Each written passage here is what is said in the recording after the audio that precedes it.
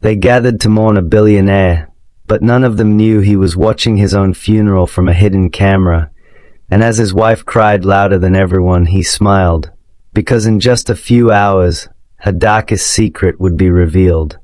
Before we dive into this shocking story, hit the like button, subscribe, and turn on notifications, because what you're about to hear will leave your heart racing. Chief Nnamdi Okafor was a man whose name opened doors across Lagos and beyond. At just 4 to 5, he owned estates, oil blocks, manufacturing plants, and import companies. His mansion in Ikoyi was the kind of home people whispered about. 12 bedrooms, a glass elevator, marble floors, chandeliers that sparkled like trapped stars. Yet, for all his wealth, Nnamdi's happiest moments were not in boardrooms or flashy business expos. They were in the quiet corners of his home when he sat with his wife, Adanma, the stunning, elegant woman he had married 7 years earlier. He had married her with his whole chest, loved her with a sincerity that scared even his friends, trusted her more than he trusted himself. But lately, something had changed. Adanma had become distant. Her laughter no longer reached her eyes. Her phone was always face down. Her smiles were calculated.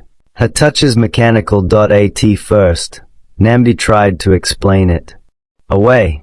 He told himself she was stressed, or tired, or overwhelmed by charity work. But one thing about intuition, especially the intuition of a man who loves too deeply, is that it whispers before it screams, and soon, the whispers became thunder. One evening, while Nnamdi sat in his private study, he overheard Adanma on the phone. Her voice was low, playful, a tone she hadn't used with him in a long time. "Don't worry, baby. Everything will soon fall into place," she giggled softly. Yes, he won't be a problem for much longer." Nnamdi froze. Her words pierced him like a spear dipped in betrayal. Who was she talking to? What was falling into place?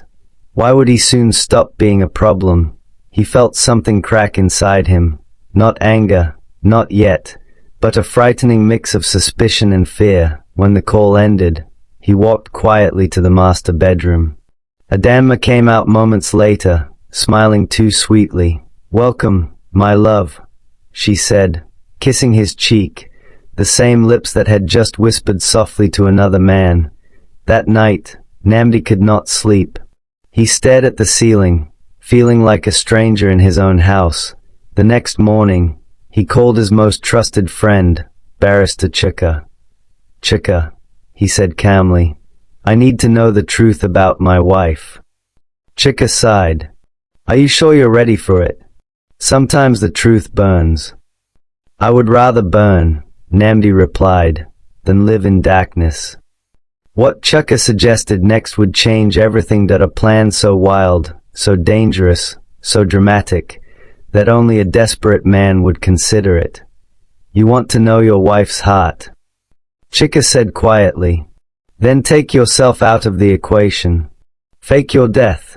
See what she does when there's no more money, no more power, no more fear." At first, Nnamdi rejected the idea, but by evening, Adanma's coldness pushed him over the edge and the plan began. The following week, the news spread like wildfire. Billionaire Chief Nnamdi Okafor dies in ghastly motor accident. The entire city mourned. His family cried. His employees fainted. Newspapers printed his face in black and white. But the truth was simple. Nnamdi was alive, hidden in a private safe house in Banana Island, watching the world react to his death. Only 3 people knew the truth: Barrister Chika, his personal doctor, and his loyal driver, Okchukwu. From hidden cameras installed secretly in the mansion, Nnamdi monitored everything. The first 2 days after the announcement, Adanma cried. She shouted. She rolled on the floor like a grieving widow. A perfect performance. Oscar-worthy even. But on the 3rd day, something changed. Around 8:45 p.m., a man walked into the house through the back gate. A tall, muscular man with the arrogance of someone too comfortable. His name was Jude. Nnamdi's wife opened her arms and hugged the man tightly, tightly enough to break any last shred of hope Nnamdi had. Finally, Jude whispered, kissing her neck, "We can live our life." Adanma smiled mischievously.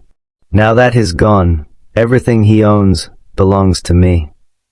Nnamdi felt his world tilt. She did not even wait for the burial. She did not even let his body get cold. She was already planning to enjoy his wealth with another man.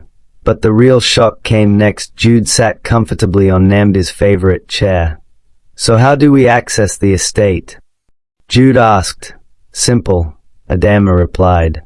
"Once the will is read, I'll take control. His family can cry blood for all I care." "And the companies?" Jude asked. "They'll be under my name," she said confidently. "Then we can sell the shares and move abroad." Nnamdi felt fire rise in his chest. His teeth clenched. His hands shook. But the final blow, the one that shattered him completely, came when Jude asked, "What if someone suspects the accident was arranged?" Adanma laughed. "As long as they don't know what we did to the car that night, no one will ever link us." Nnamdi's breath caught. They tampered with his car. His wife, the woman he loved, had tried to kill him. His vision blurred. His heart pounded like a drum of doom. He had planned to test her loyalty, but she had already been planning his death. For the next 2 weeks, Nnamdi watched Adanma and Jude enjoy his mansion, drink his wine, discuss selling his property. They kissed in his living room.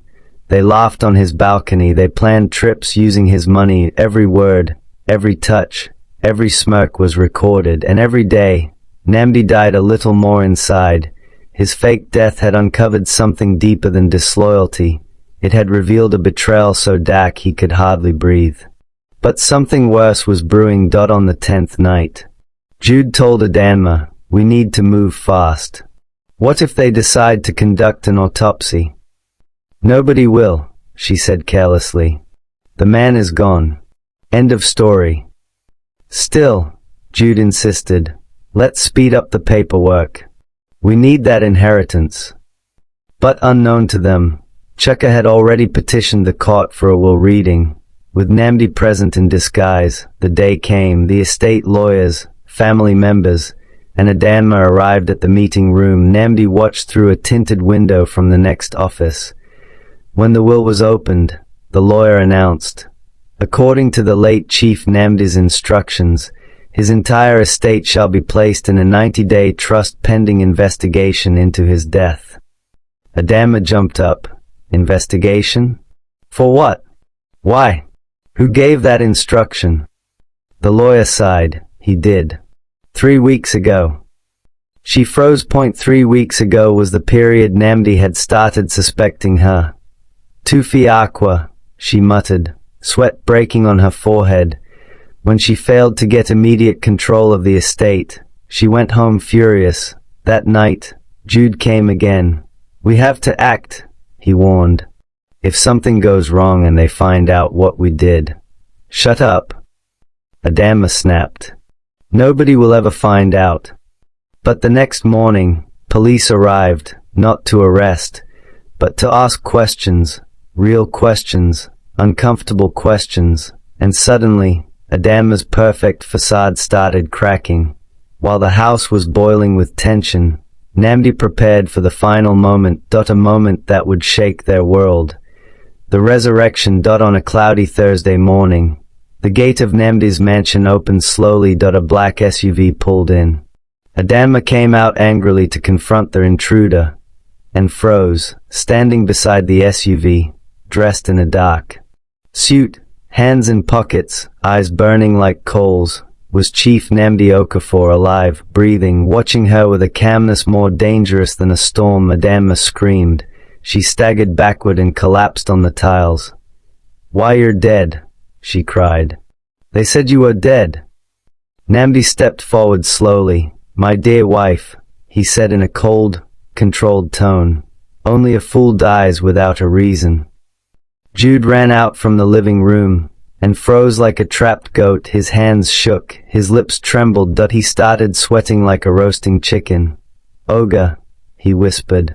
"It's not what you think." "Oh, I know exactly what it is," Nnamdi replied, but he snapped his fingers.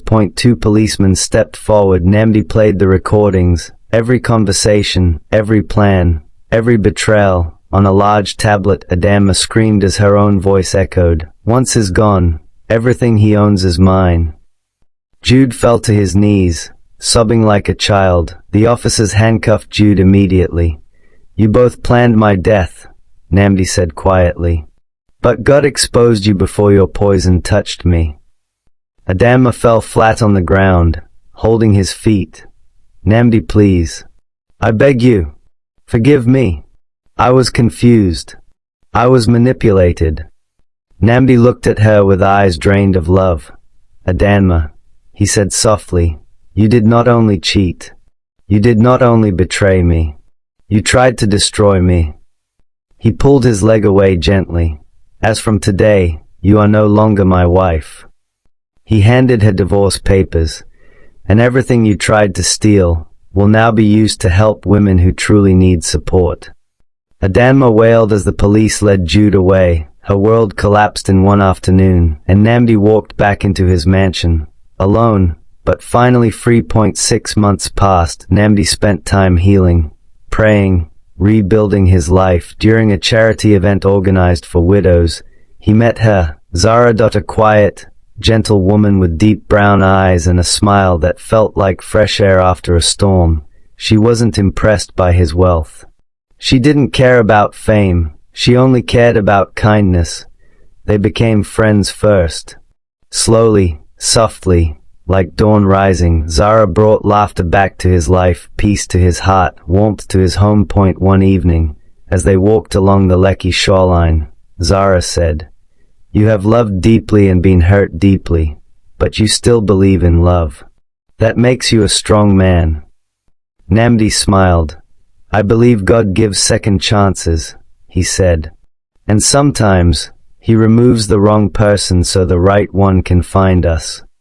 Zara gently took his hand, and in that moment, Nnamdi knew he had finally found true love, the kind built on honesty, loyalty, and peace, not the love that dazzles, but the love that endures. The storm was over, his heart was home. Moral lesson. This story reminds us that betrayal doesn't start the day someone cheats. It starts the day love loses honesty, loyalty, and fear of God. And no matter how beautiful a person looks, it is their character that tells you who they truly are. And in every relationship, may God protect us from partners who smile in our face but plot behind our back. If this story touched you, don't forget to like, subscribe, and share, so more people can learn this powerful lesson about trust, loyalty, and the dangers of a wicked heart.